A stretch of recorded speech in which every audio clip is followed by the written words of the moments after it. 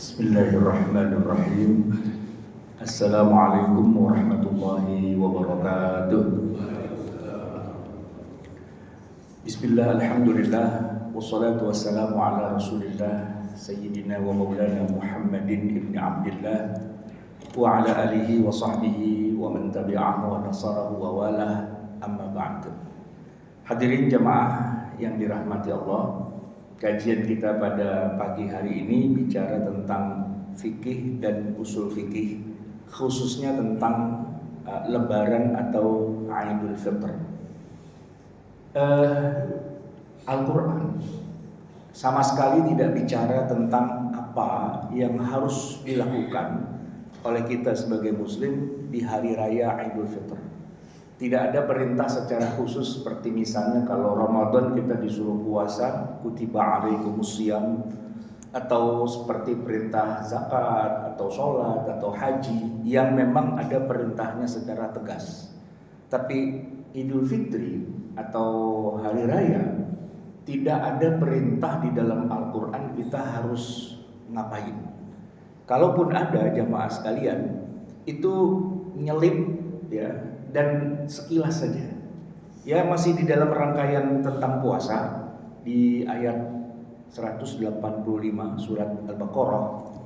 Di situ ada terselip kata-kata begini: walitukmilul iddatan walitukabbirullaha. Walitukmilul iddah, dan sempurnakanlah bilangannya. Maksudnya sempurnakan puasamu sampai akhir, sampai selesai bulan Ramadan. Nah, setelah itu Allah menyebutkan walitukabbirullah, dan bertakbirlah kamu kepada Allah. Itulah yang kemudian kita kenal sebagai takbiran. Nabi bertakbir pada hari raya di pagi hari ketika beliau berjalan dari rumahnya menuju tempat sholat. Tapi pesan itu halus sekali, nyaris tidak bisa terbaca tentang apa yang harus dilakukan di hari raya. Nah, maka kalau kita cari dalil tentang hari raya Idul Fitri, kita disuruh ngapain menurut Al-Quran, ya boleh dibilang tidak ada secara spesifik. Bagaimana dengan hadis? Nah, di dalam hadis Nabi pun sebenarnya tidak terlalu ada secara padat atau penuh ya. Kecuali ya memang Rasulullah di hari itu melakukan 3 hal. Yang pertama, setelah beliau bangun sholat subuh itu beliau makan, karena itu hari raya makan. Setelah itu beliau berbagi makanannya yang kita sebut dengan shadaqatul fitr. Dan yang ketiga atau yang terakhir, ya beliau melakukan sholat Idul Fitri. Nah, setelah selesai sholat Idul Fitri itu apa? Itu yang tidak ada jawabannya juga di hadis itu. Jadi lebarannya Nabi itu ngapain? Ya udah, sholat Idul Fitri dah begitu selesai. Pulang sampai rumah, nggak ada itu Pak yang namanya salam-salaman lah, maaf-maafan lah, saling kunjung silaturahmi lah, atau bagi-bagi angpau misalnya, apalagi pulang mudik, nggak ada. Kita tidak menemukan dalil secara khusus bahwa Nabi misalnya memerintahkan hal itu atau mencontohkan.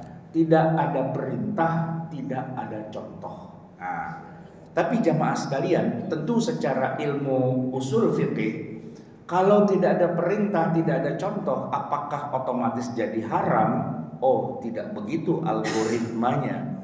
Enggak. Nabi tidak perintahkan, oke. Nabi tidak contohkan, oke.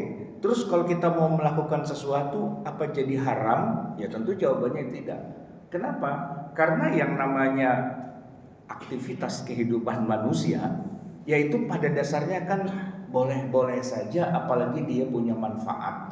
Walaupun kalau kita bicara tentang ritual peribadatan, maka memang kaidahnya sedikit berbeda. Yang namanya melakukan ritual itu harus ada contoh dari Nabi memang. Tapi ritual, misalnya sholat Idul Fitri, itu kan ritual Pak, ada contohnya. Tapi kalau misalnya di hari raya kita disuruh katakanlah baca ayat tertentu misalnya, atau baca zikir tertentu misalnya, atau sholat tertentu di luar sholat Idul Fitri, kan kita tidak temukan contoh atau perintahnya.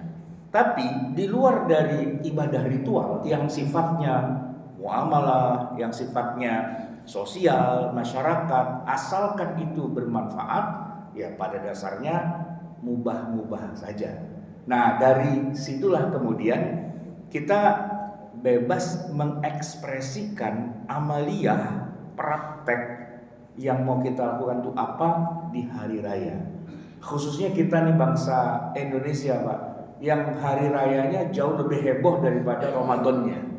Kalau Ramadan kan sebenarnya banyak tuh Pak perintah, misalnya suruh itikaf lah, suruh tarawih lah, tahajud, sahur, baca Quran, banyak lah begitu paket-paketnya. Tapi kalau Lebaran paketnya apa? Yang secara ritual diperintah sama Allah dalam Al-Quran atau dalam hadis nggak ada. Ya kecuali sholat Idul Fitri itu saja sudah. Nah tetapi ada satu hadis yang menarik jamaah sekalian, tidak terkait langsung dengan Ramadan sebenarnya. Suatu hari Nabi kedatangan tamu. Ya bukan siapa-siapa sih, Abu Bakar As-Siddiq radhiyallahu anhu yang berkunjung ke rumah Nabi. Itu ternyata disebut-sebut itu pada hari raya gitu. Tapi tidak secara spesifik Idul Fitri atau Idul Adha, pokoknya itu hari raya. Ya, dua kemungkinannya itu. Lalu di rumah Nabi saat itu, khususnya di rumah Aisyah, jadi kan Abu Bakar ini kan mertuanya Nabi. Nah, di rumah Nabi yang istrinya itu adalah Aisyah, Abu Bakar datang, ketemu Nabi, ketemu Aisyah. Ada dua orang pembantu perempuan, mereka boleh dibilang hamba sahaya atau budak. Itu mereka bernyanyi-nyanyi atau katakanlah ya goyang-goyang lah, menari-nari begitu kan di hari itu.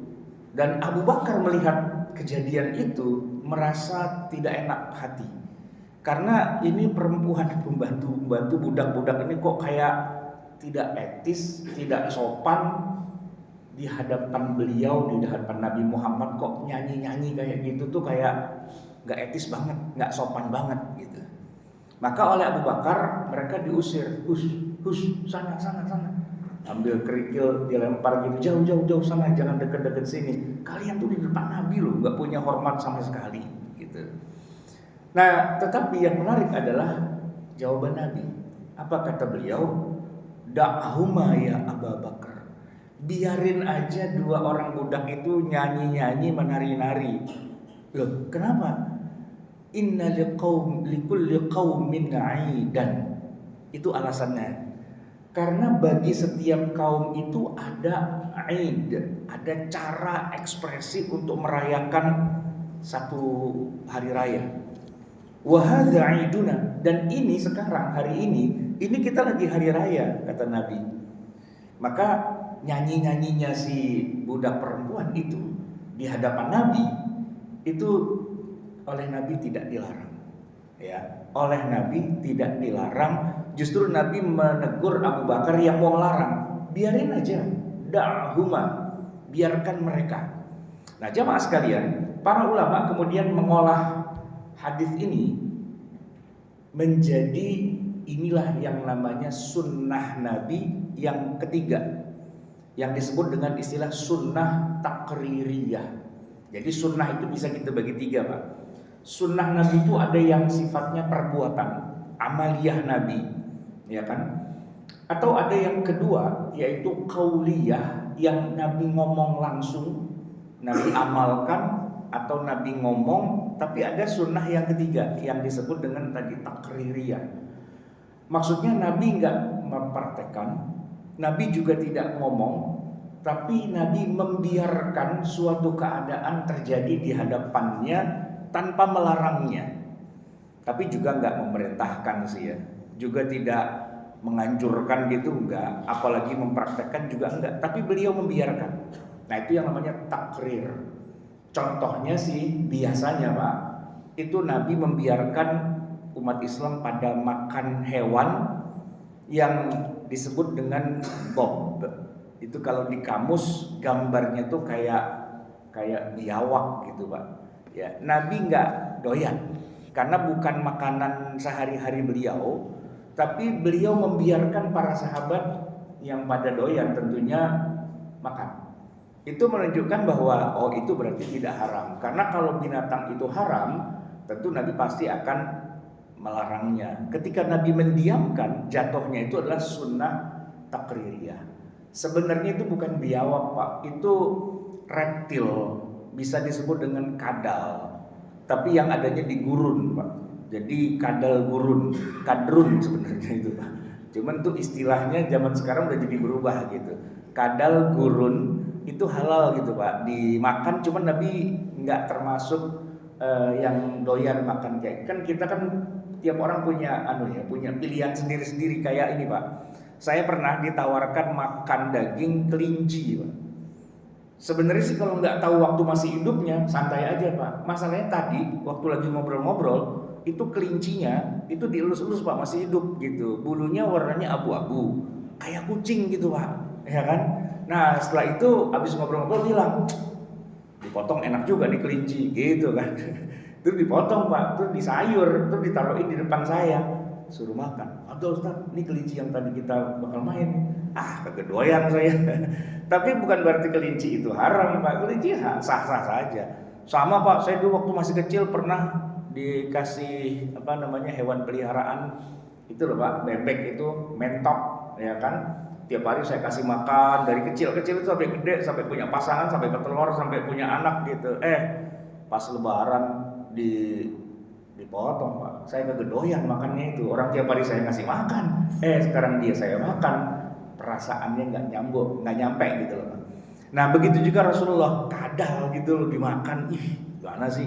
Tapi Nabi membolehkan, artinya tidak haram gitu kan. Nah biasanya itu, Pak, kalau kita bicara tentang sunnah takririyah, sesuatu yang halal tapi Nabi tidak melakukannya, ya berarti hukumnya halal, silakan saja. Karena kalau haram pasti Nabi bilang tidak boleh, pasti disebutkan juga nanti kenapa tidak bolehnya. Nah, budak wanita nyanyi-nyanyi di hari raya oleh Nabi dibiarin aja, bahkan yang ingin melarangnya Abu Bakar itu bilang biarkan saja, da'ahuma. Nah, itu menunjukkan bahwa bebas, berarti kita mau berekspresi apa saja di hari raya, silahkan. Dan Nabi paling tahu memang kalau ini kan budak nih orang Madinah, Pak, orang Ansor. Dan terus terang saja, kalau kita belajar sedikit banyak tentang antropologi, Madinah itu gayanya 180 derajat beda dengan Mekah. Nabi itu orang Mekah, Pak. Ya, Mekah tuh nggak model-model yang nyanyi-nyanyi, yang joget-joget itu enggak. Tapi orang Madinah itu emang begitu gayanya. Kita bisa ingat, Pak, ketika Nabi baru saja tiba di kota Madinah pertama kali dari Mekah, ya, hijrah gitu beliau, kan seluruh penduduknya pada turun ke jalan, pada nyanyi-nyanyi, pada menari-nari bergembira menyambut kedatangan Nabi dengan syair yang terkenal itu, Thala'al badru alaina min thaniyatil wada, dan seterusnya. Nah itu ekspresi. Mereka kalau nyambut orang tuh kayak gitu, ya, dan memang ekspresif. Kalau ada tamu datang, langsung pada turun ke jalan, langsung gitu pada nyambut, gitu kan. Pernah juga tuh, Pak, kejadian yang kedua, Nabi lagi khutbah Jumat di Madinah. Ternyata ada rombongan kafilah dagang pulang, atau ya pokoknya masuk kota lah begitu kan. Entah orang Madinah entah mana mampir. Udah biasa, Pak, orang Madinah tuh kalau ada tamu gitu kan langsung mereka turun semua. Nah itu tercatat di dalam surat Al-Jumu'ah. Nah, kalau kita baca surat Al-Jumu'ah, wa taraku kaqaima, dan mereka meninggalkan kamu berdiri lagi khutbah. Itu kisahnya menarik untuk dilihat. Jadi begitulah khas gaya orang Madinah. Kalau ada tamu atau ada event hari raya dan sebagainya, mereka tuh pada ekspresinya, pada nyanyi-nyanyi, pada nari-nari gitulah. Nah itu yang oleh Nabi dibiarkan, jangan dilarang. Memang begitulah cara mereka mengekspresikannya. Nah itu kita masukkan dalam konteks sunnah takririyah, tidak diperintah tapi juga tidak dilarang. Nah jamaah sekalian, dari situlah kemudian setiap bangsa itu punya cara merayakan Idul Fitrinya masing-masing. Kalau yang sepakat semua adalah sholat Id, itu sepakat, Pak. Tapi bagaimana tata cara merayakan setelah itu, ya, nah itu yang beda-beda. Kalau kita nih, Pak, Indonesia dari segi cara ya, itu memang unik. Pertama, maaf-maafan. Ya, saya mengatakan bahwa maaf-maafan ini memang menariknya begini, Pak. Jadi tidak ada perintah secara khusus, tapi bahwa orang memberi maaf atau meminta maaf secara general itu adalah perintah agama. Cuman dikhususkan di hari raya, nah itu kan yang kita tidak, istilahnya tidak punya dalil secara khusus begitu kan. Ya bukan berarti jadi tidak boleh, walaupun juga bukan berarti harus itu. Nah kalau orang Arab itu Pak, orang Arab ya, zaman sekarang, kalau mereka mengucapkan tahniah selamat hari raya gitu kan, itu nggak sampai yang ke kalimat mohon maaf lahir dan batin, enggak. Mereka cuma mengatakan Idun Sa'id, ya, hari raya yang berbahagia. Atau mungkin ditambah dengan doa dari Nabi, ada itu taqabbalallahu minna wa minkum, semoga Allah menerima amal kita, amal kalian. Terus ada juga tuh minal aidin wal faizin, tapi artinya bukan mohon maaf lahir dan batin, bukan. Kemudian ada lagi kullu amin wa antum bi khair, sepanjang tahun Anda semoga selalu berada dalam kebaikan, dan ucapan-ucapan lain. Itu enggak ada hadisnya, Pak. Enggak ada hadisnya. Termasuk minal aidin wal faizin itu bukan ayat Quran, bukan hadis Nabi. Tapi itu adalah ungkapan saja. Katanya ada syair di tahun keberapa Hijriah begitu yang menarik, lalu ya masuklah di situ. Nah, orang Indonesia nambahin tuh, Pak. Minal aidin wal faizin, maafkan lahir dan batin. Bukan terjemahan, Pak, tapi seolah-olah kayak terjemahan karena langsung dikaitkan begitu ya. Nah, apa ini filosofinya? Ini yang menarik kan. Kenapa kita minta maaf? Jadi begini, bulan Ramadan itu kan dikatakan bulan yang menggugurkan dosa-dosa. Ya tentu dosa kita kepada Allah lah begitu kan. Dengan berbagai macam ibadah, puasa, ibadah malam hari dan sebagainya. Nah, cuma Pak, ampunan dari Allah saja itu kan tidak cukup. Sebab kalau kita punya kesalahan kepada sesama manusia, nah itu masih panjang tuh Pak ceritanya. Makanya orang yang mau mati syahid, mau ke perang tuh Pak, sebelum dia berangkat disuruh bayar utang dulu kalau dia punya utang. Nah, kenapa? Sangkutan sama manusia itu masih jadi hambatan begitu. Apalagi ada hadis Nabi yang agak serem juga, yang mengatakan, tahukah kalian orang yang muflis atau bangkrut, yaitu orang yang mati dengan banyak pahala ritual ibadah sama Allah, kepada Allah, hablum minallah, tapi kepada sesama manusia dia punya banyak masalah. Pernah ngatain dia, pernah ngejelekin dia, pernah memukul dia, pernah bahkan membunuh nyawa orang dan sebagainya lah gitu, pernah ngambil hartanya dan sebagainya. Sama Allah udah nggak ada masalah, tapi sama manusia banyak masalah. Nah akhirnya dia bukan masuk surga malah masuk neraka. Kenapa? Karena tekor, itu kata Nabi kan. Nah disitulah filosofinya, bahwa setelah kita mengucapkan taqabbalallahu minna wa minkum, ya, semoga Allah menerima semua ibadah kita yang banyak tuh Pak, bulan Ramadan, semoga bisa menghapus dosa kan gitu ya. Tapi kalau sama orang kan enggak gitu, dosa kita sama orang lain. Nah disitulah kita minta maaf gitu Pak, minta maaf kalau ada hal-hal yang kira-kira kurang berkenan di hati, ya tolong dimaafkan gitu ya. Itu filosofi dasarnya sih itu Pak, biar ampunan itu dari dua sisi, dari Allah juga, dari sesama manusia juga. Kalaupun kita dipanggil sama Allah, sudah amanlah begitu. Maka budaya meminta maaf itu budaya yang nggak mudah gitu Pak, ya kan? Namanya orang berantem, berseteru gitu ya, ribut, biasanya Pak boro-boro minta maaf. Yang ada dia amplifikasi, dia perbesar dengan cara menarik banyak pengikut untuk sama-sama musuhan sama si orang itu. Dan kalau dia punya anak, cucu, keturunan, dibawa-bawa juga tuh. Makanya ada istilah musuh bebuyutan gitu. Buyut itu bahkan anak cucu ke bawah kan buyut gitu ya. Sebenarnya mereka nggak punya masalah. Yang punya masalah kan orang tuanya sama orang tua. Cuman di masing-masing orang tua childish, kayak anak kecil. Dia berantem berdua, dia bawa-bawa anaknya, cucunya semua, biar anak sama cucu nih semua pada ribut gitu. Itu namanya istilahnya musuh bebuyutan. Yang enggak jelas lagi sebenarnya itu ributnya apa gitu kan. Nah, ajaran yang sangat mulia itu adalah memutus itu semua dan secara gentle datang kepada musuh kita, orang yang ribut sama kita, lalu kita bilang, maafin saya banyak salah. Itu Pak, kalau ada orang bisa kayak gitu, luar biasa itu, luar biasa. Dan terus terang saya boleh cerita sedikit di sini Pak, saya ngalamin kayak gitu Pak.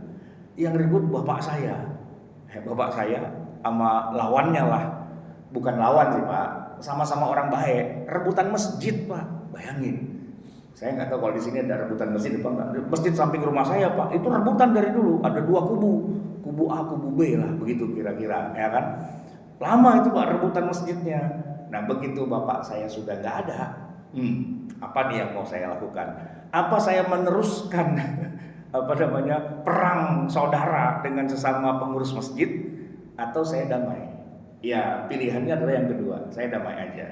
Jadi setelah orang tua saya nggak ada, saya datanglah ke rumah lawannya bapak saya ini. Itu aja udah bikin kaget. Kenapa? Anaknya datang mau nuntut balas dendam apa gimana nih? Saya bilang aman Pak Kiai, tenang. Pertama saya datang mau silaturahmi. Yang kedua saya minta maaf. Kalau dulu bapak saya kurang enak sama Anda, ya kalau ada yang salah-salah dan sebagainya, saya minta tolong dibukakan pintu maaf, ya kan? Nah yang kedua begini, nih permusuhan kita selesaikan sampai di sini aja dah Pak Haji, ya kan? Saya nggak mau jadi pengurus masjid ente aja yang urus dah, gitu kan? Saya jadi jamaah doang aja, gitu. Jadi santai, tenang, ente kuasain masjid seluruhnya dengan anak cucu satu keluarga lah begitu. Saya mah udah sampai di sini. Tapi ya namanya saya tetangga masjid, boleh dong saya sholat di situ ya. Tapi aman lah, gitu. Nah itu Pak, langsung saya dipeluk. Wah gitu kan, dibilang ente bener-bener katanya. Kenapa? Bertahun-tahun kita perang mulu antara keluarga, baru tumben ada yang minta maaf sama saya, gitu kan. Terus baru keluar dia Pak, saya sebenarnya juga banyak salah, gitu Pak. Nah kan cakep itu Pak kayak gitu kan. Saya juga banyak salah, gitu. Udah dah pokoknya ente ngajar juga di masjid ini, gitu dia bilang. Enggak usah, saya bilang. Saya ngajarnya di masjid yang lain aja. Kenapa? Ya biar ente lega. Lagian amplopnya juga dikit di sini, saya bilang begitu kan. Dia ketawa gitu. Ya nggak apa-apa, ya kan. Jadi ya jamaah sekalian, memulai minta maaf itu Pak, emang susah sih, ya kan. Apalagi yang punya masalah kita. Nah kecuali yang punya masalah tadi orang tua. Ya itu urusan orang tua sama orang tua kan. Begitu orang tua saya udah nggak ada, saya datang ke dia dan menjulurkan salam persahabatan. Nah gitu. Jadi alhamdulillah baik itu Pak. Ya walaupun nggak usah jadi pengurus gitu kan, nggak usah jadi apa-apa. Jadi jamaah biasa aja, ya kan. Lebih aman, lebih santai, ya nggak jadi masalah juga begitu. Nah itu Pak, budaya untuk bisa apa istilahnya tadi itu mengakui kesalahan dan minta maaf itu susah Pak. Nah karena susahnya maka momentumnya dimanfaatkanlah Ramadan, Lebaran. Kalau Lebaran Pak kita minta maaf enak Pak ngomongnya, ya kan. Kenapa? Karena semua orang minta maaf gitu. Dan nggak ada Pak kita Lebaran maaf lahir batinnya, nggak maafin lu, gue masih dendam. Nggak ada yang jawab kayak gitu Pak. Walaupun dalam hatinya dendam, tetap aja dibilang sama-sama gitu, walaupun kesel gitu kan ya. Nah jadi itu manfaatnya Pak. Dengan adanya momentum Lebaran, maka kita jadi punya celah yang cukup besar untuk kita manfaatkan. Kita minta maaf sama orang yang kalau di hari-hari yang lain belum tentu kita siap mental untuk minta maaf duluan. Karena banyak orang bilang begini Pak, enak aja gue yang minta maaf, orang dia yang salah duluan. Nah kan gitu Pak banyak, ya kan. Nah oke lah dia yang salah duluan, tapi kalau kita yang minta maaf duluan, emang kenapa? Gitu kan. Nah itu Pak, itu ajaran orang tua kita yang luhur banget. Nggak ada sih contohnya dari masa Rasulullah gitu, bahwa kalau Lebaran Nabi minta maaf gitu sama siapa gitu kan, enggak. Para sahabat juga enggak melakukannya. Tapi bahwa kita mau melakukannya, ya itu bagus-bagus saja. Walaupun kadang-kadang lucu juga Pak, kenal juga kagak, punya salah juga kagak, tiba-tiba minta maaf. Nah itu namanya maaf-maafan gitu, ya kan. Dalam arti bukan maaf betulan, nggak punya kasus, emang lu salah apa sama gua? Enggak, gua punya salah. Kenapa lu perlu minta maaf gitu? Tahu karena semua orang pada minta maaf, saya minta maaf aja. Nah itu udah jadi budaya itu Pak, ya kan? Satu lagi Pak, budaya yang menarik dari minta maaf itu dikemas bareng sih sebenarnya, silaturahmi. Silaturahmi Pak. Wah itu mahal Pak, apalagi hari ini. Sebab dengan adanya media sosial, ya kan? Kita cuma cukup bikin tulisan minal aidin wal faizin, itu pun copy paste dari kiriman orang, lalu kita ganti-ganti sedikit, lalu kita sebar, kirim kemana-mana. Kita merasa sudah silaturahmi dengan cara ngirim-ngirim. Nggak salah sih Pak, udah bagus gitu. Cuma akan lain nilainya di hati Pak, kalau kita datang benar-benar datang ke rumahnya, gitu. Itu akan beda jauh. Makanya Pak, di keluarga saya itu Pak, walaupun istilah kata ya, kan udah ketemu kemarin waktu lagi halal bihalal misalnya gitu Pak. Tapi itu nilainya jadi beda kalau kita secara private datang ke rumahnya gitu. Karena punya punya pendekatan yang berbeda. Dan itu akan dikenang. Dan karena gini, karena secara umum ya, kita tuh menerima tamu, kita merasa dihormati gitu. Kenapa? Dia susah-susah jauh-jauh datang dari rumahnya. Mungkin naik kendaraan umum, mungkin bermacet-macet, keluar duit pastinya, ya kan, datang ke rumah kita cuma sekedar mau nyambung tali silaturahim. Nah, itu kita bukannya nggak suka, kita senang, didatengin saya, gitu kan. Ya tentu kita juga akan membuka hati juga. Yang tadinya punya, katakanlah di dalam hati itu ada gerendengan kagak jelas gitu Pak. Begitu datang bermuajah, tatap-tatapan, salaman, rangkulan, bercanda, ketawa dan sebagainya, plong, hilang. Ya walaupun tanpa harus mengucapkan mohon maaf lahir dan batin gitu ya, tapi dengan datang itu Pak, bersilaturahmi, wah itu nilainya luar biasa. Ada contohnya dari Nabi walaupun tidak spesifik di hari raya, yaitu orang yang bersusah payah datang ke satu rumah seorang muslim dalam rangka menyambung tali silaturahmi, tali kasih gitu kan. Ya sepanjang perjalanan dia itu dia dapat ampunan lah dari para malaikat, dimohonkan ampun dan sebagainya, karena itu yang kita butuhkan. Dan hari ini Pak, di zaman kita semua sibuk dengan segala macam aktivitas dan sebagainya, budaya lebaran kita itu Pak unik. Jauh hari sebelum hari raya kita udah diliburin sama pemerintah, dan masuknya pun terserah kapan-kapan saja. Kalaupun masih ada di kampung, online aja bisa gitu Pak. Itu nggak ada Pak di negeri Arab, di Mesir, di Saudi gitu ya, di Timur Tengah itu nggak ada budaya lebaran yang liburnya panjang begitu kan. Dalam rangka apa? Ya dalam rangka kita mau silaturahmi begitu. Kalau di Arab Pak, di Saudi contohnya Pak, hari raya oke lah kita datang ke rumah orang tua gitu ya. Atau kalau yang punya mertua ke rumah mertua, udah hari raya. Kalaupun besok masih libur, ke kebun binatang Pak, atau ke pantai gitu, atau jalan-jalan gitu. Dalam arti ya sekedar tamasya aja. Nggak ada tuh Pak datang ke rumah encangnya, encingnya, enyaknya, segala macam itu nggak ada. Itu Betawi Pak yang kayak gitu Pak. Betawi itu Pak rombongannya banyak keluarganya, makanya robek rombongan Betawi ya kan. Kalau lebaran nggak cukup 2 hari 3 hari Pak, sebulan. Orang puasanya sebulan ya kan. Dia mau ratain tuh semua begitu. Makanya orang Betawi punya warung Pak, kagak buka-buka itu sampai kini hari. Kan lebaran udah 2 minggu yang lalu ya kan. Sampai sekarang belum buka. Mengapa nggak buka? Belum rata katanya silaturahmi katanya. Semua datengin tuh Pak ya kan. Cakep itu sebenarnya sih pada dasarnya, walaupun ya lama-lama duitnya kurang. Kalah dia saingan sama orang dari pendatang ya kan. Orang Padang buka warung tiap hari Pak, pagi sore siang malam. Orang Jawa, lebih-lebih lagi kan, warteg buka 24 jam. Orang Madura tuh Pak buka warung 24 jam. 25 ya katanya. Sehari 25 jam. Nah, orang Betawi Pak belum. Dia kan masih ngejar-ngejar silaturahmi gitu ya. Nah, itu sebenarnya momentumnya tadi itu Pak, dalam rangka memecahkan kebekuan hati ya kan, dan nyambung tali silaturahmi itu sebenarnya. Itu ajaran moral dasarnya, walaupun kadang-kadang nyelewengnya juga banyak juga, sambil silaturahmi sambil pamer gitu kan, sambil silaturahmi sambil ngeluarin kata-kata yang nggak ngenakin gitu. Ya yang bujangan biasalah Pak, udah kebal itu Pak. Kapan kawin kan gitu ya. Yang belum punya anak, kapan punya anak? Gitu. Pertanyaan yang sebenarnya nggak harus ditanggapi dengan serius karena itu budaya aja. Cuman kalau tiap hari semua orang ngomong kayak gitu, lama-lama sebel juga. Malas gua silaturahmi, kenapa ditanyain mulu begitu kan. Jadi bukannya nyambung silaturahmi malah jadi berantem ujung-ujungnya begitu. Nah itu yang harus dijaga juga perasaan orang. Nah jamaah sekalian, itu ekspresi orang-orang di Indonesia yang kalau menurut saya spesifik kita orang Indonesia. Orang lain itu nggak punya kayak gitu. Ya mereka lebaran ya udah, yang penting sudah sholat id gitu kan. Bahkan kalau di Saudi Pak, pulang sholatnya tidur dia. Ya udah selesai. Besok kerja Pak, masuk kantor. Tanggal 2 Syawal masuk kantor. Di Indonesia tuh Pak, kalau ada kebijakan kayak gitu, langsung Pak di demo.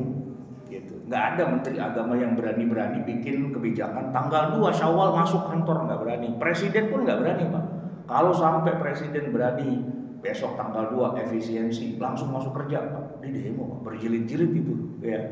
Bahkan yang demo bukan orang Islam, orang Kristen, orang Hindu, orang Buddha semuanya ikut demo. Nggak terima orang Islam lebarannya cuma sehari, kalau bisa 2 minggu gitu ya. Dan begitulah budaya kita. Sebenarnya itu sudah diberikan celah itu Pak. Maksudnya apa? Ya lu habisin aja buat silaturahmi gitu ya. Ya dan begini Pak, silaturahminya iya karena datang ke rumah saudara, keluarga dan sebagainya. Jangan cuma di rumah doang dong. Ayo sambil jalan kemana kek, sambil makan kemana, sambil ya pelesiran dan sebagainya. Begitu kira-kira logika kenapa kok jadi lebaran itu malah jalan-jalan ke tempat-tempat wisata gitu ya.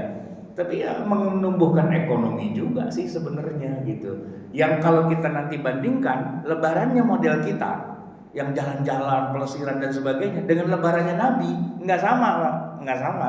Nabi mana ada jalan-jalan kayak yuk ke Taif yuk gitu atau kemana gitu, ke gunung Jabal Rahmah gitu kita gelar tikar di sana kan nggak model kayak gitu Pak, ya kan. Tapi kita nggak bisa bilang bahwa berarti lebarannya kita nggak sesuai dengan sunnah Nabi. Enggak juga.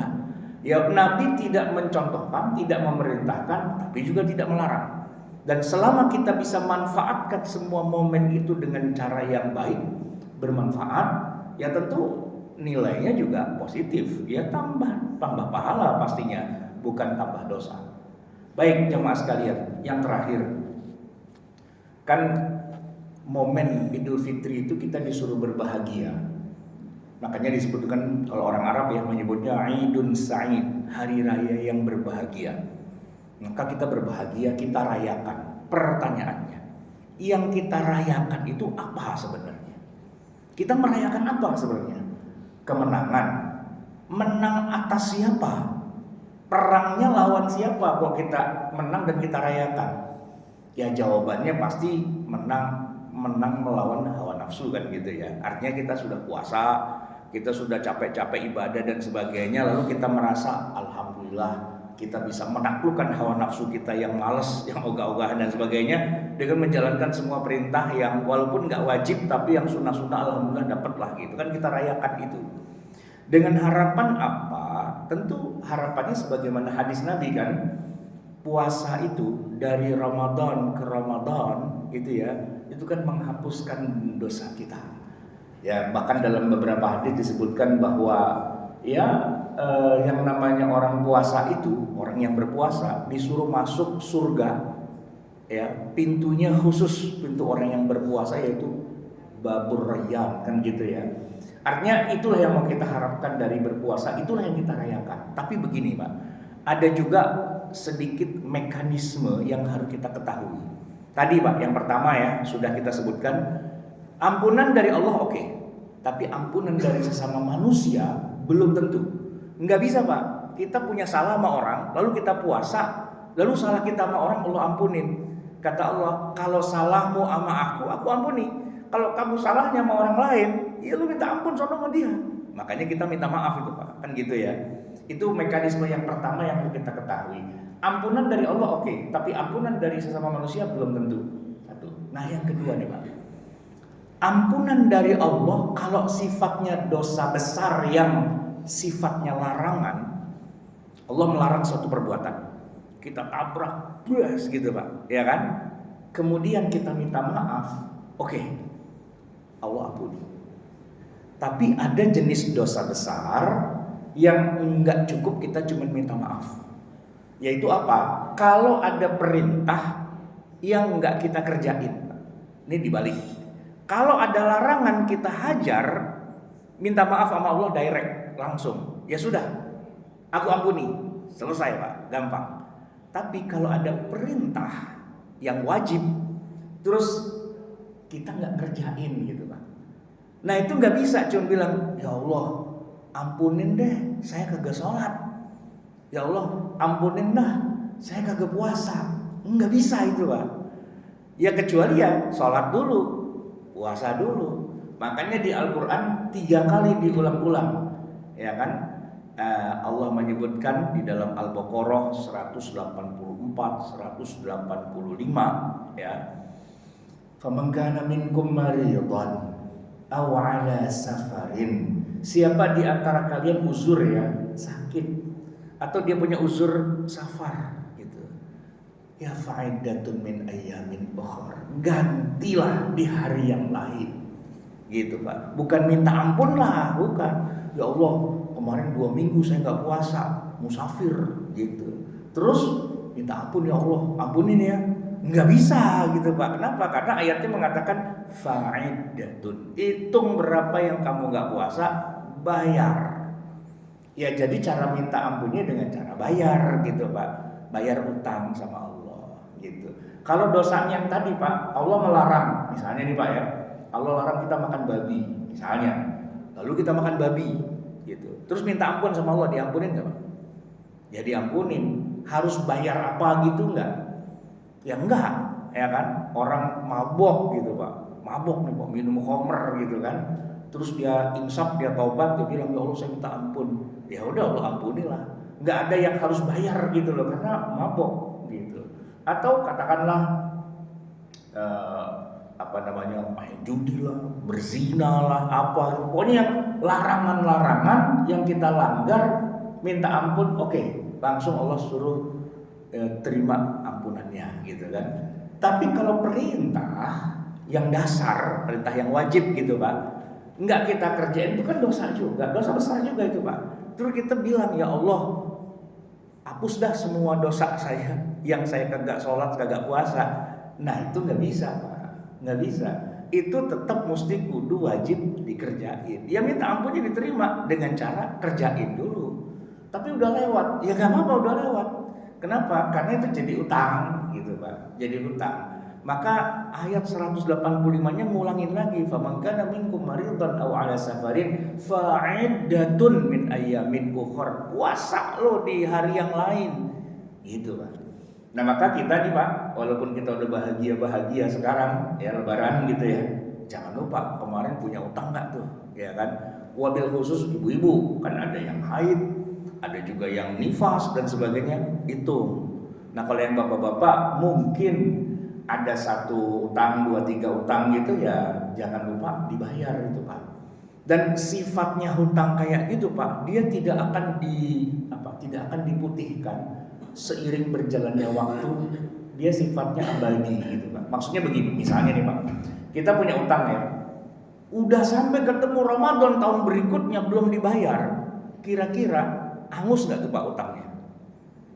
Enggak angus. Ya berarti harus dibayar juga, tambah dosa gitu ya kan. Makanya ada istilah bayar denda, bayar kafaroh, itu bayar fidyah gitu. Sebagian ulama bilang, kalau udah bertahun-tahun kena bunganya juga tuh ya kan, kena penaltinya begitu. Di samping yang pokoknya tetap harus dibayar. Pertanyaannya gini Pak, itu kalau udah setahun 2 tahun lewat, kalau lewatnya udah 20 tahun gimana Pak? Utang puasa tapi udah 20 tahun Pak, kita juga lupa gitu. Kira-kira masih mau ditagih juga nggak sama Allah? Ya sama sih, tetap ditagih gitu. Nah bagian ini Pak yang perlu diingatkan. Gini Pak, kita ini kan pernah mengalami masa kanak-kanak, lalu mengalami masa dewasa, lalu masa ya kayak sekarang inilah udah dekat sama Allah, udah rajin ngaji, rajin sholat, rajin ibadah dan sebagainya. Coba kita mundur ke belakang waktu masih muda atau awal mula kita masuk usia baligh. Pak, kalau anak-anak dia niat puasa, dia sahur, siangnya dia curang, masuk masjid sholat kumur 3 kali, masuk air 2 keluar cuman, masuk air 3 keluar cuman 2 gitu Pak, blok gitu kan, itu kan batal Pak ya. Tapi karena dia itu anak-anak, oke lah, namanya anak-anak walaupun dia batal nggak dosa. Kenapa ya? Karena nggak wajib. Tapi begitu baligh Pak, itu kan udah mulai jalan argonya, ya kan? Nah, dibilang jalan argonya, kalau kelakuannya masih kayak anak-anak Pak, batal, ya kan, bolong gitu ya. Nah, itu kan sudah ada catatannya. Di kitanya lupa, tapi di akhirat catatan amal itu tetap masih ada sebagai hutang. Nah, bagian ini Pak yang harus hati-hati, ya kan? Jangan lupa tuh, ingat-ingat dulu baligh usia berapa, ya kan? Dan masih kayak gitu apa enggak? Ada yang bolong apa enggak? Nah, itu yang harus kita ingat. Bisa enggak itu dibayar dengan puasa sunnah? Sayangnya tidak. Bukannya puasa sunnah bisa nambel. Gini Pak, ini mekanisme ya, namanya ini ilmu fikih. Gini Pak, misalnya kemarin Ramadan kita punya utang 2, ya kan? Terus kalau kita mau bayar qadha gitu ya, bisa nggak kita nggak niat qadha, kita kebetulan puasa Senin Kemis, puasa hari Senin atau puasa Syawal 6 hari gitu kan, terus baru ingat, oh iya kan saya punya utang 3 hari, tapi saya udah puasa sunnah 6 hari. Terus kita bilang, ya Allah, itu tuh yang puasa sunnah dirembes aja deh ya Allah gitu, buat bayar utang. Bisa nggak? Nggak bisa kan? Kenapa nggak bisa? Kan sama-sama puasa. Ya niatnya, yang namanya bayar itu Pak, niatnya dari awal harus bayar, dan mekanismenya juga harus niat di malam harinya. Ya ibarat kata kita puasa Ramadan harus nawaitu sauma godin gitu kan, bayarnya harus gitu juga Pak. Nggak bisa, saya puasa sunnah banyak kok, banyak tuh namanya deposit gitu kan, ntar dah tuh buat bayar-bayarin utang. Nggak bisa Pak, nggak bisa. Oleh karena itu kalau mau bayar utang, kita nawaitu dulu dari malamnya, walaupun kagak sahur, tapi besok saya mau puasa, ya kan? Puasa apa? Puasa bayar utang. Sekalian saya jatuhin hari Senin.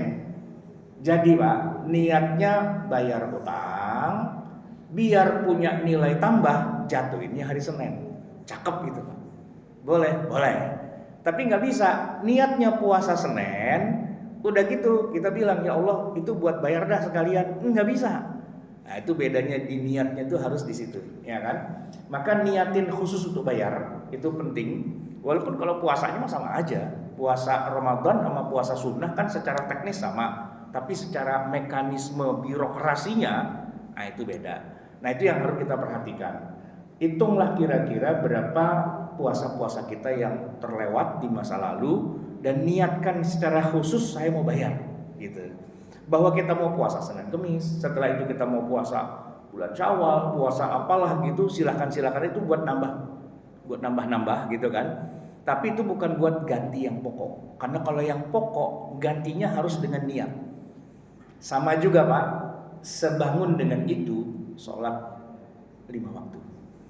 Itu juga nggak bisa Pak diganti dengan banyakin sholat duha, itu nggak bisa, ya kan? Kalau ngomongin sholat sunnah Pak ya, Nabi itu jagonya Pak. Beliau kalau sholat tahajud bisa semalam suntuk itu, sampai bengkak kakinya orang dia baca Al-Baqarah, Ali Imran, An-Nisa dalam 1 rakaat. Tapi begitu beliau telat sholat subuh karena gara kesiangan perang Pak, ya beliau ganti gitu sholatnya itu. Dan beliau secara khusus meniatkan ini sholat namanya sholat subuh, walaupun waktunya sudah duha, gitu kan. Padahal kan kalau pakai logika yang tadi, lah kan Nabi sholat sunnahnya banyak, buat bayar aja tuh gitu. Nggak bisa ternyata Pak, nggak bisa buat ngerembes, itu nggak bisa. Karena harus ada niat secara khusus untuk membayar. Karena derajatnya dia kalau puasa ya sama dengan puasa Ramadan. Kalau sholat sama dengan sholat yang 5 waktu. Jadi harus ada puasa khusus untuk membayar, begitu juga sholat ada sholat khusus untuk membayar di luar yang sunnah.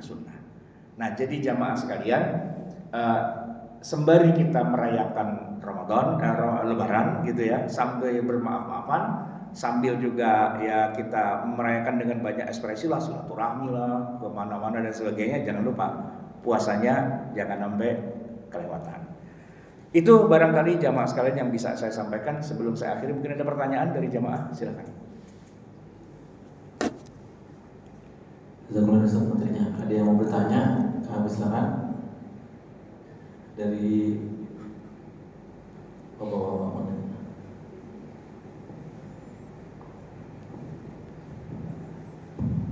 Assalamualaikum warahmatullahi wabarakatuh. Waalaikumsalam. Terima kasih Ustaz atas ceramahnya. Kalau puasa tadi kan jelas kita bisa bayar kapan saja Ustaz ya. Lalu kalau misalnya yang sholat wajib misalnya dilakukannya kapan Ustaz? Misalnya kan kita waktu sholat subuh kurang atau sholat asyar kurang pada waktu yang sama atau bagaimana? Pada saat waktu subuh, asar atau kapan saja? Ada dua contoh nih Pak dari Nabi langsung, karena memang Nabi terpaksa nggak sholat 2 kali Pak. Yang pertama kejadiannya di tahun ke-5 Hijriah waktu perang Khandaq, perang nih Pak. Yaitu perang itu begitu intensnya sehingga zuhur tuh masih perang terus Pak, nggak berhenti. Ya nggak bisa Pak diberhentiin, perangnya berhenti dulu ya, kita mau sholat jamaah zuhur nih kan nggak bisa. Perang aja jalan terus gitu. Itu Pak berlangsung dari zuhur, asar, maghrib, habis maghrib ya isya lah gitu, baru selesai itu Pak perang. Nah kalau pertanyaan Bapak tadi itu dijawab sama Nabi dengan cara praktek ya, Nabi kemudian tidak melakukan penggantiannya nunggu besok gitu, enggak. Di malam itu juga Nabi mengganti sholatnya. Dan karena yang enggak sholat itu bukan cuma beliau sendirian, tapi seluruhnya. Perang Khandaq itu kan ada 3.000 orang kaum muslimin. Itu ya semuanya enggak sholat. Ya kalau Nabi enggak sholat pasti semuanya enggak sholat lah gitu kan. Nah di malam itu Pak, ya belum subuh, tapi udah pastinya tengah malam. Nabi perintahkan Bilal untuk naik dan azan. Dan disitulah terjadi yang namanya sholat zuhur berjamaah dipimpin oleh Nabi, penuh masjidnya, tapi tengah malam. Nggak sesuai Pak waktunya, tapi Nabi melakukannya, gitu kan? Dan bukan hanya zuhur Pak. Setelah selesai, Nabi suruh Bilal qomat, asar, karena asarnya belum, asar. Selesai, Bilal suruh qomat lagi, maghrib. Selesai, qomat lagi isya juga belum. Jadi 4 waktu tuh Pak, zuhur, asar, maghrib, isya. Yang benar cuma isya doang Pak, karena itu waktu isya. Yang zuhur, asar, maghrib itu bukan waktunya. Tapi karena Nabi melakukannya dan para sahabat melakukannya, ya kita bilang ya nggak masalah gitu. Itu kejadian yang pertama. Hadisnya Sahih Bukhari, Sahih Muslim. Kemudian kejadian yang kedua, 2 tahun setelah itu, waktu peristiwa perang Khaybar. Ini perangnya bukan di Madinah, perangnya di Khaybar. Nah, ketika pulang di malam hari perjalanan, itu kejadiannya Pak. Jadi para sahabat udah capek banget mau istirahat, kata Nabi jangan. Kenapa? Dikit lagi subuh, ntar lu pada kesiangan. Cuman Bilal tuh Pak yang dia Bilal masalahnya nih, kepedean. Tenang ya Rasul, tidur aja semua, ntar urusan subuh saya. Karena emang Bilal kan muazzin kan. Tapi masalahnya itu Pak, Bilal kan perang juga, capek juga dia. Tidur Pak Bilal. Bangun-bangun matahari udah tinggi. Satu rombongan tuh belum pada sholat subuh semua. Begitu udah bangun kata Nabi, Bilal azan. Azan lah Bilal, di bawah terik sinar matahari pagi-pagi itu setelah bangun tidur. Lalu mereka sholat subuh. Nabi jadi imam, para sahabat jadi makmum. Lalu kemudian apa kata Nabi setelah sholat? Man nasiyas sholata, orang yang lupa dari mengerjakan sholat atau nama anha atau ketiduran, falyusalliha idza dzakaraha, segera dia lakukan sholat begitu dia ingat. Nah dibilang segera berarti nggak nungguin besok subuh lagi gitu, ya kan? Nggak harus begitu. Yang mana saja waktunya, mau pagi, siang, sore, malam, bebas. Yang penting jumlahnya. Ya kayak orang puasa Pak, Ramadan, ya kan? Pak, waktu kemarin lagi sakit, kebetulan jatuhnya hari Minggu Pak, bulan puasa. Kira-kira kalau kita mau ganti puasa, nungguin hari Minggu dulu apa enggak? Kan enggak, ya kan? Yang jadi pertanyaan, berapa hari lu enggak puasa? 3 hari. Nah 3 hari harus berturut-turut enggak Pak? Ya enggak juga. Walaupun waktu enggak puasanya berturut-turut, tapi bayarnya atu-atu boleh enggak Pak?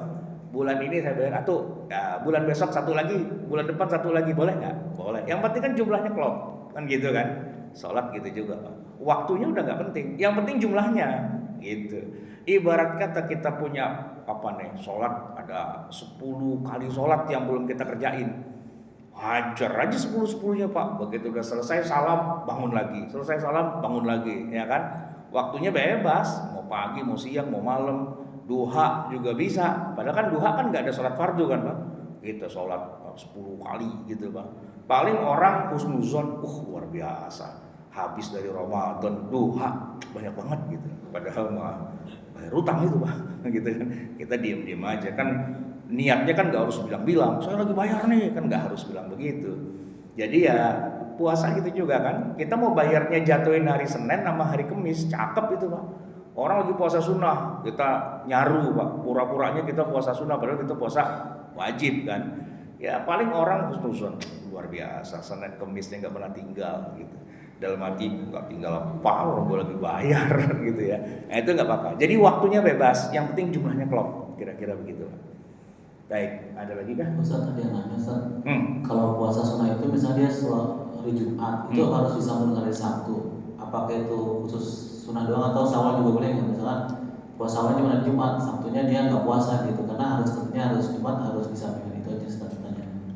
Sebenarnya begini Pak, bukan berarti nggak boleh puasa hari Jumat. Kalau cuman kebetulan kebelejok gitu ya istilahnya, nggak masalah. Yang jadi masalah gini Pak, setiap hari Jumat pasti puasa, dan hanya Jumat doang puasanya gitu Pak. Nah itu yang nggak boleh gitu. Kenapa? Karena hari Jumat itu hari raya sebenarnya, hari raya kita gitu kan. Nah Anda tidak boleh secara rutin dan terus menerus merayakan Jumat dengan puasa, itu nggak boleh. Jatuhnya jadi haram karena puasa di hari raya. Tapi kalau tadi saya bilang Pak, secara tidak sengaja gitu kan, pengen puasa gitu, puasa mutlak, kebetulan jatuhnya hari Jumat, lalu kita puasa, ya seharusnya kita niat sama Sabtu juga, giliran Sabtunya batal. Kagak jadi dah gitu. Kan berarti jatuhnya cuma Jumat doang sekali kan. Tapi kan tidak diniatkan untuk hanya di hari Jumat gitu. Nah kalau tidak ada niat ke arah sana, ya nggak apa-apa. Atau misalnya ada orang puasa Daud Pak. Puasa Daud kan sehari puasa, sehari enggak, sehari puasa, sehari enggak. Kadang-kadang tuh Pak jatuhnya gini, Kamis pas enggak, Jumat pas puasa, Sabtu kan enggak. Nah itu jatuhnya jadi gimana tuh? Ya kan niat besarnya puasa Daud, bukan puasa khusus hari Jumat. Ya tentu sesuai dengan niat awalnya, walaupun secara teknis agak kayak tumpang tindih, tapi ya Allah pasti lebih tahu lah. Kita niatnya bukan mau merayakan hari Jumat nih, begitu. Jadi kurang lebih. Atau kayak tadi ada orang punya utang Pak, Sabtu mulain 1 Ramadan, ini udah hari Rebo nih, dia punya utang 1 doang sih Pak. Ya mau bayarnya pas hari Jumat Pak, pas hari besoknya udah Ramadan gitu, ya bayar lah. Jumat nggak ada masalah gitu, karena memang tidak diniatkan secara spesifik menjadikan hari Jumat sebagai hari khusus untuk berpuasa gitu ya. Baik, dari ibu-ibu mungkin ada? Silakan ibu, kalau bertanya silakan.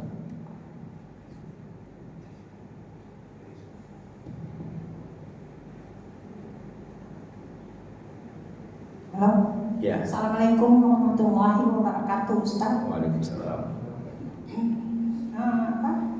Terima kasih, ceramahnya benar-benar menyentuh hati,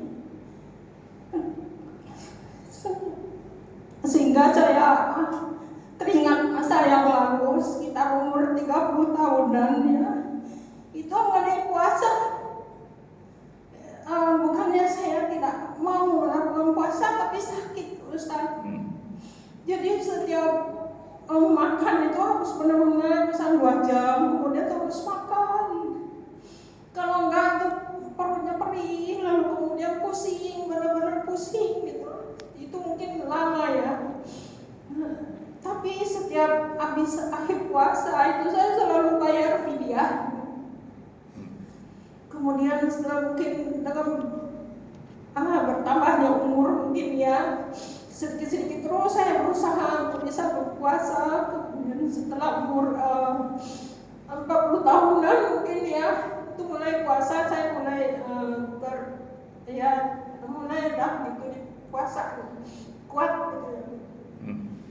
Pertanyaannya Ustadz, saya nggak bisa menghitung berapa banyak puasa yang tidak saya lakukan. Bagaimana cara saya harus membayarnya? Kemudian apa yang harus saya lakukan? Demikian Ustadz, terima kasih. Ya. Assalamualaikum warahmatullahi wabarakatuh. Waalaikumsalam warahmatullahi wabarakatuh. Ya, ini pertanyaan bagus ya. Tapi gini Bu, kalau kita bilang, wah udah berapa banyak tuh puasa yang saya nggak kerjain, udah nggak kehitung. Sebenarnya sih ya, sebenarnya kehitung. Gini Pak, Bu, misalnya sekarang Ibu usia 40, anggaplah ya, ini kan cuma perumpamaan. Bu, berapa jumlah hari yang sudah Allah perintahkan buat Ibu untuk puasa secara total? Gampang Bu, kan setahun cuma 1 kali bulan Ramadan 30 hari. Nah kalau Ibu sekarang usia 40, berarti kan 40 Ramadan, tapi kan dipotong dengan usia belum balik. Taruhlah Ibu balik di usia berapa? 12 tahun. 40 kurang 12 Bu, berarti kan berapa? 38 ya. Nah 38 tahun atau 38 Ramadan, 1 Ramadan 30, kan ketemu angkanya berapa? Itu bukan utangnya Bu, jumlah kewajibannya. Maksimal kewajiban Ibu itu adalah 30 kali 38 ya kan? Kan ketemu angkanya. Nah, Ibu jangan bilang tidak terhitung loh, itu yang wajib jadi terhitung. Kan tinggal ngurangin. Nah, kalau dari 38 tahun kali 30 hari itu total maksimal segitu. Nah, kira-kira yang nggak dikerjain berapa persen? Ya kan gampang tinggal ngitung. Taruh misalnya tembak aja 10%. Ya kan gampang, tinggal dihitung aja. Berarti 10% dari segitu tuh berapa? Kan ketemu dong angkanya. Cuman emang kadang-kadang kita suka rada-rada lebay. Wow, sudah tidak terhingga gitu. Terhingga lah Pak. Orang sholat juga bisa kita hitung Pak. Kewajiban yang Allah bebankan di pundak kita sehari semalam tuh 5 waktu. Usia kita sekarang berapa? Taruh dah 50, potong 12 ya kan. Berarti 365 hari kali segitu, kali 5. Kita bisa hitung jumlahnya sekian. Gitu, jangan bilang kagak bisa dihitung, bisa dihitung. Terus pertanyaannya, emang seumur-umur gak pernah sholat? Ya pernah lah, itu maksimalnya segitu. Nah terus kira-kira berapa persen yang kita belum kerjain? Apa 1%, apa 2%, apa 3%? Ketemu angkanya. Kalau udah ketemu angkanya kunci. Kalau udah kunci berarti kita bikin perhitungan ya, jadwal pembayaran utang. Kalau puasa berapa hari itu jatuhnya? Apa 60 hari gitu misalnya kan? Apa 30, apa 7, apa 100 hari atau berapa? Terserah. Masing-masing bisa punya hitungan sendiri-sendiri. Tapi komitmen, konsekuen dengan angka yang udah kita hitung sendiri itu kira-kira sekian persen. Nah udah, tinggal pelan-pelan kita bayar. Senin bayar, Kamis bayar, Senin bayar, Kamis bayar gitu ya. Tadi Ibu menyebutkan kata sudah bayar fidyah. Nah, ini menarik Bu. Al-Quran memang menyebutkan wa 'alal ladzina yutiqunahu fidyatun. Orang yang tidak mampu untuk puasa, dia suruh bayar fidyah. Pertanyaannya, apakah Ibu puasa mampu sekarang? Mampu. Ya kalau mampu bayar dengan puasa. Kecuali Allah sudah cabut kenikmatan itu untuk selama-lamanya, tidak mampu dia puasa untuk selama-lamanya, berarti dia bayarnya pakai fidyah. Sementara orang yang Allah kasih sakit, tapi temporal, setahun, 2 tahun, 3 tahun dia sakit, setelah itu penyakitnya Allah cabut, berarti kan dia sudah mampu. Ketika dia sudah mampu, dia wajib puasa, bukan bayar fidyah, gitu. Nah, yang bayar fidyah itu siapa? Yang Allah kasih dia penyakit, nggak diambil-ambil lagi penyakitnya, terus aja sampai mati dia, nggak akan bisa dia puasa Ramadan. Oh berarti bayar fidyah. Gampang, bayar fidyah itu murah, cuman 1 mud makanan pokok, ya kan? Jadi kira-kira itu Pak, nilai atau katakanlah ukurannya, kalau kita bayar zakat fitrah itu kan arba'atu amdad, 4 mud buat zakat fitrah atau 1 sok. Sedangkan bayar untuk puasa itu cuma 1 mud, 1/4-nya doang. Jadi kalau beras 3,5 liter gitu ya, harga taruhlah 40.000 gitu kan untuk zakat fitrah, maka untuk bayar fidyah 1 hari itu cuma 1/4-nya. Atau 1 kantong itu bisa buat bayar 4 hari gitu kira-kira. Nah kalau sebulan kan cuma 8 kantong Pak, 8 kantong ya kan, bisa buat bayar 32 hari. Nah, kan Ramadan cuma 30, udah 8 kantong gitu. Orang tua kita nih Pak udah sakit, udah gak bisa ngapa-ngapain, dia gak bisa puasa, siapin aja 8 kantong. Begitu orang pada bayar zakat fitrah, nih apa, bayar fidyah bapak saya, ibu saya udah gak bisa ngapa-ngapain gitu. Atau ada orang gak sakit Pak, tapi meninggal, dia Ramadan gak mampu puasa, udah gitu dia meninggal gitu kan. Nah karena dia udah meninggal nggak mungkin dia puasa, maka keluarganya bayarkan fidyah gitu. Jadi fidyah itu untuk kasus di mana orang yang untuk selamanya dia sudah tidak bisa lagi puasa. Tapi selama Allah kasih dia kenikmatan tuh masih bisa puasa, maka dia wajib ganti puasanya yang pernah lewat, bukan fidyah. Kalaupun ada fidyah buat bayar penaltinya, penalti Pak. Ini puasa kagak dibayar-bayar udah 1 tahun, 2 tahun, 3 tahun, nah kena setiap tahunnya kena penalti, bayar fidyah gitu kan. Tapi utang pokoknya itu masih ada, maka itu yang harus dibayarkan dengan cara berpuasa yang sesungguhnya di luar Ramadan tentunya kan. Terserah mau dijatuhkan Senin Kemis boleh, mau kayak gimana atur aja. Allah kasih 11 bulan waktunya panjang begitu. Cukup barangkali atau ada lagi? Boleh nyambung Ustaz? Oh ya silakan. Tadi yang ditanyakan kan tentang puasa, bagaimana dengan sholat kita yang terlewat ketika kita mungkin remaja. Pernah sih ditanyakan, katanya itu kalau puasa saja dibayar karena wajib, berarti sholat juga harus diganti karena itu juga wajib. Itu ke satu Ustaz. Kedua, saya ingin bertanya tentang puasa sunnah. Hari ini kan hari ke-13 yang ada sunnah puasa Ayyubin 3 hari. Bagaimana kedudukan puasa sunnah dengan silaturahmi? Misalnya hari ini kita ada silaturahim seperti yang tadi Ustaz sampaikan, halal bihalal. Saat itu kan ada makan-makan pastinya. Ada yang mengatakan bahwa ketika kita sholat sunnah kita boleh membatalkan untuk tidak puasa, atau kita tetap puasa mendoakan acara itu. Prioritas mana yang harus kita lakukan? Kesatu, kalau keduanya, bolehkah ketika kita puasa sunnah 3 hari itu diundur, misalnya tanggal 13-nya tidak puasa, kita ambil puasa 14, 15, 16 atau hanya 14, 15 saja. Karena pernah ada yang mengatakan puasa sunnah itu dasarnya tidak ada, diadakan kan dulu Rasul puasa Senin Kamis karena kebetulan hari Senin hari lahir beliau. Mungkin itu saja bisa dijabarkan Ustaz. Terima kasih untuk ilmunya hari ini. Waalaikumsalam. Iya, jadi gini Bu, ini memang benturan budaya ya, shock culture.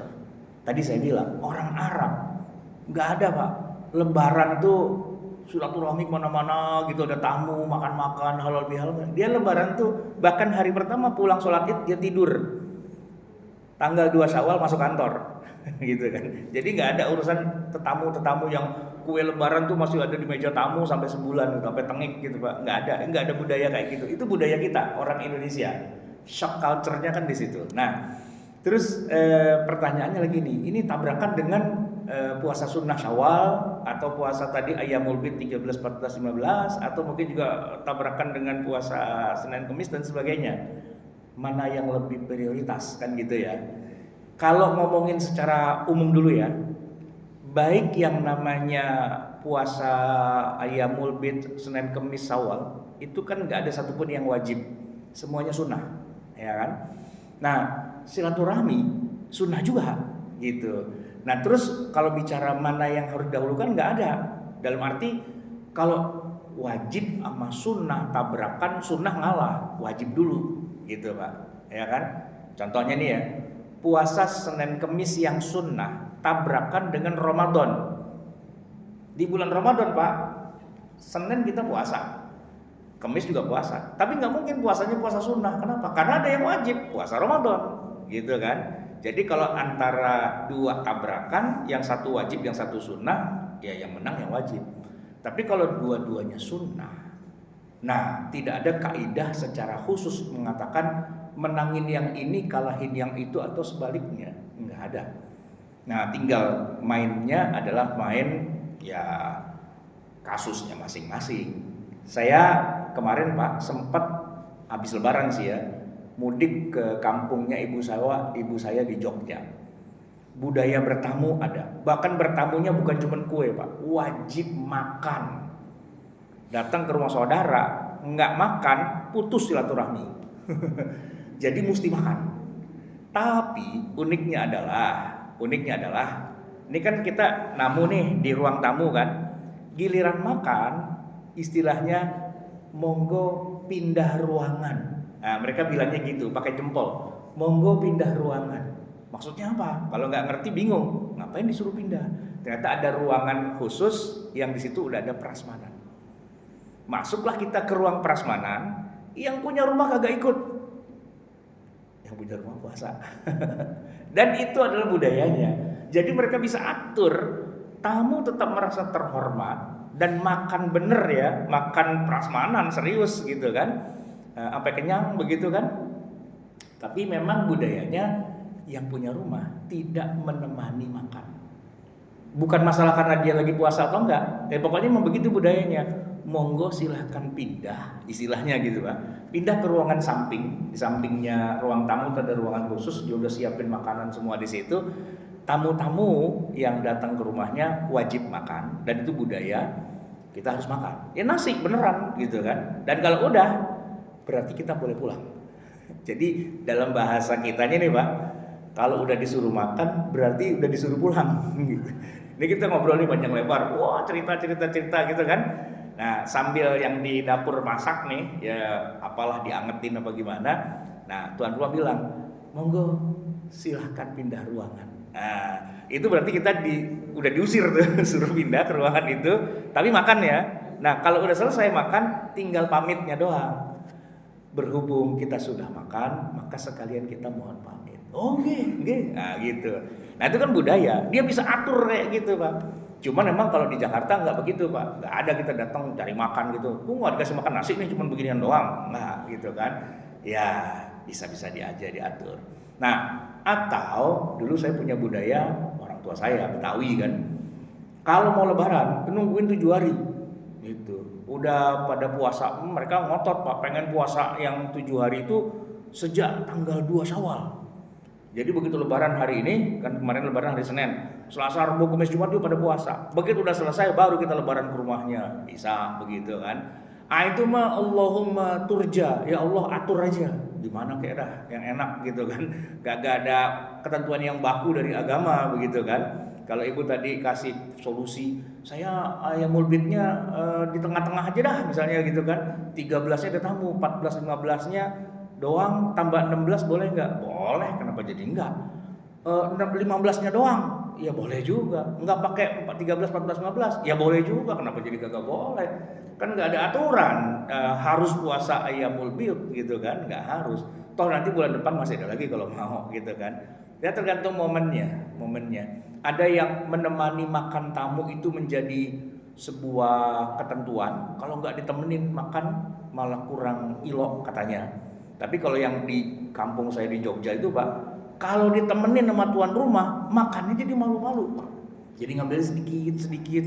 Begitu dikasih ruangan khusus, yang punya rumah kagak ikut, nambah kita. Ya kan banyak itu makannya, bodo amat gitu kan. Cuman ada satu kesalahan teknis. Ternyata kemarin tuh Pak, waktu saya silaturahmi, dalam satu hari itu 6 rumah yang semuanya wajib makan. Nah, begitu rumah keempat udah kagak muat, ya kan, ambil kerupuknya doang akhirnya gitu kan. Ya nggak apa-apa juga. kan nggak dilihatin sama yang punya rumah, bebas. Yang punya rumah mah santai aja gitu. Paling dia lihat, habis juga nih, gegaras banget tuh orang pada gitu ya. Paling begitu doang, ya kan. Jadi waktu makannya itu nggak dilihatin sama yang punya rumah, malah begitu. Ya tergantung kita sih Pak, budayanya. Ada yang punya rumah kagak makan, kita doang yang makan jadi kagak enak, bisa begitu kan. Tapi ya beda-beda budayanya. Ya Allahumma turja, ya Allah atur aja gimana kayak dah enaknya. Yuk kita udah selesai nih, udah sampai jam 6:30. Cukup sampai di sini, semoga bermanfaat. Mohon maaf atas segala kekurangan kesalahan. Dan Allah wa iyyakum ajma'in. Wa lafu minkum. Assalamualaikum warahmatullahi wabarakatuh.